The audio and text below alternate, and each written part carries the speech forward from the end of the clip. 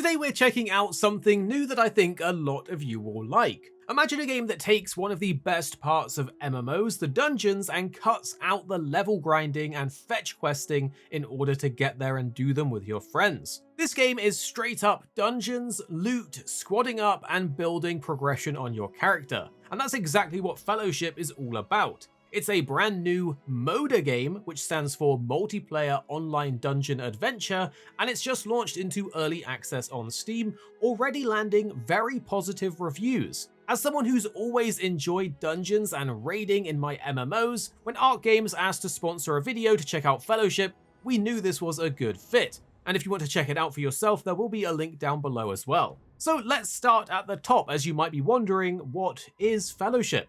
Well, as said, it's a MODA, the first of its kind, developed by Chief Rebel and published by Arc Games. It's basically taking the dungeon experience from MMOs or ARPGs and making an entire game focused around them, then adding co-op, progression that keeps on scaling up and up, good graphics and performance, and well, we have Fellowship. You can jump into runs, quick play, or team up with up to 3 other players, fight through packs of enemies, juggle aggro, healing and DPS, beat bosses, grab loot, and then push deeper into higher tier and tougher content. Of course, there is an emphasis on the team play, and it is challenging in all the right ways, and it's already off to a good start with those reviews on Steam like we said.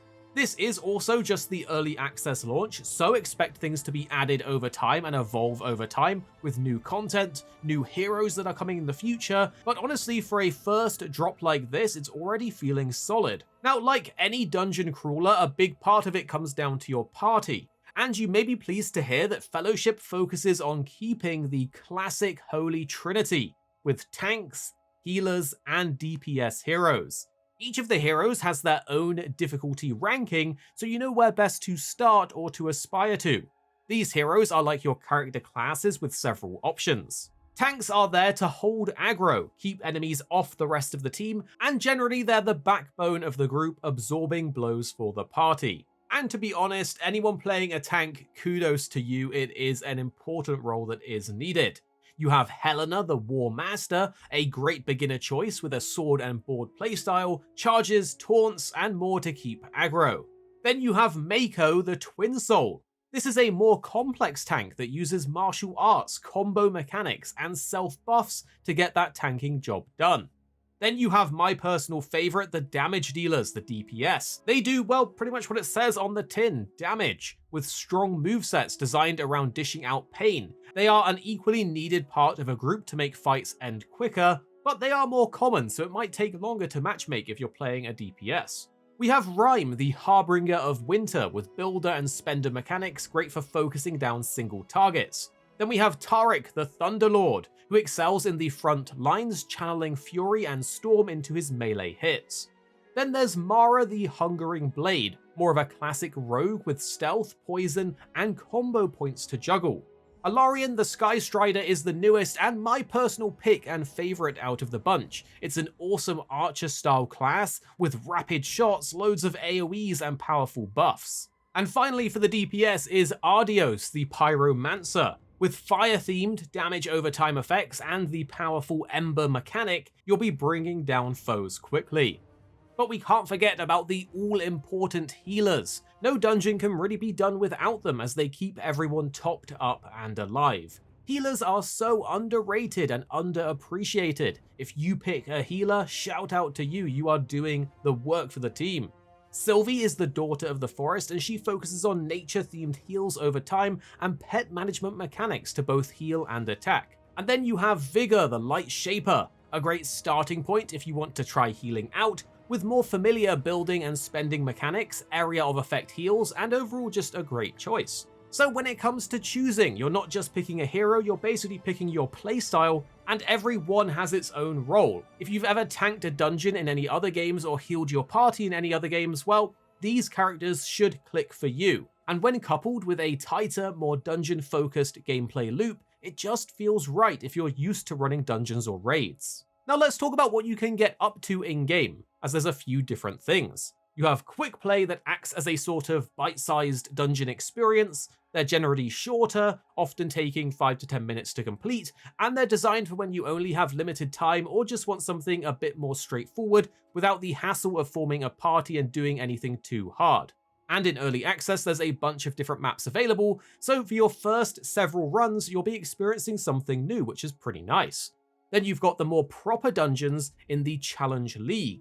These scale in difficulty and in rewards as you progress with higher item levels and gear. They are slightly more intense and structured dungeons, requiring a bit more teamwork and coordination, but the payoff is very much worth it as you get actual good pieces of gear increasing in rarity as you go on and on. Finally is the Eternal mode. This is the proper endgame dungeons, dropping some of the best item level gear, and it has infinite scaling difficulty. Don't worry about this too much to start, but this is where you want to aim to be once you have a solid grasp of your hero and the game.